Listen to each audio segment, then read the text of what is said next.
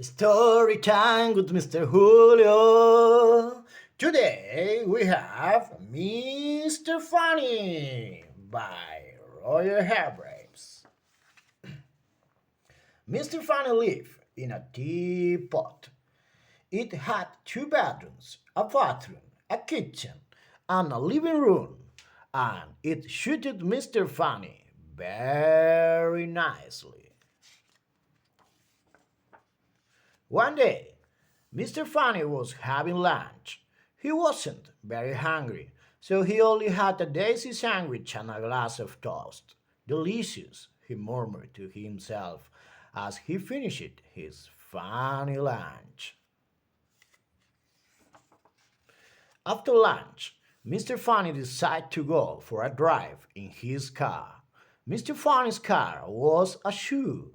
Have you ever seen a car that looks like a shoe?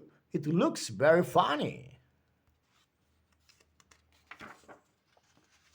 As he drove along, everybody who saw him laughed to see such a funny sight. He passed a worm at the side of the road. The worm thought Mr. Funny in his funny car was the funniest thing he had ever seen. He nearly laughed himself into. He passed a pig in a field. The pig thought Mr. Funny in his funny car was the funniest thing she had ever seen. She nearly laughed her tail off.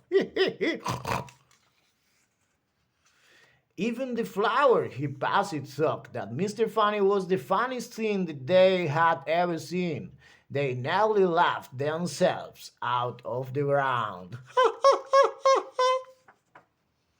Eventually, Mr. Funny came to some crossroads. He didn't know which way to go, so he looked at the signpost. One of the signs said to the zoo. That will be fun, thought Mr. Funny to himself, so he dropped his shoe towards the zoo. When he arrived at the gate of the zoo, he stopped. It was closed. I'm sorry, said the zookeeper. We have to close the zoo because all the animals have colds, and they're all feeling very sorry for themselves. Oh dear, said Mr. Funny. And then he thought, perhaps I can help to cheer them up, he said. Well, said the zookeeper, it was a try, and he opened the gate. Mr. Funny dropped into the zoo in his zoo. The first thing he saw was an elephant. It was true. The elephant was feeling very sorry for herself. Very sorry indeed. Mr. Funny stood and looked at the sad-looking elephant. And the sad-looking elephant stood and looked at Mr. Funny. Oh dear. Then, do you know what Mr. Funny did? He pulled a funny face. Mr. Funny, as you'd imagine, is very good at pulling funny faces. The elephant jiggled. She'd never seen anything so funny. Mr. Funny pulled another funny face. The elephant burst out laughing. The elephant laughed and laughed and laughed. She laughed so hard she nearly laughed her trunk off. And she felt a lot better. Mr. Funny went over to the lion house. There was a lion feeling extraordinarily sorry for himself.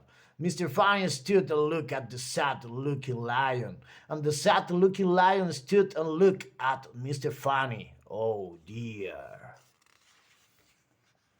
And then Mr. Funny pulled the funniest looking face that's probably ever been pulled anywhere, ever. Now, you've heard a lion roar before, haven't you? Well, this lion roared too, with laughter. He laughed so hard he nearly laughed his whiskers to pieces. Then Mr. Funny went around to see all the other animals in the zoo. Oh dear, what a miserable looking lot. For all of them, Mr. Funny pulled funnier and funnier faces. The big brown pig jiggled and then burst out laughing. And the giraffe laughed so hard she nearly laughed her neck into a knot. And the hippopotamus nearly laughed himself out of his skin. And the penguins nearly laughed their flippers floppy. And the leopard, well, you really should have seen him. He laughed so hard he nearly laughed his spots off. What pandemonium!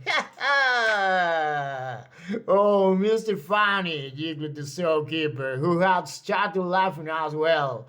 Oh, Mr. Funny, thank you very much indeed for coming to cheer us all up.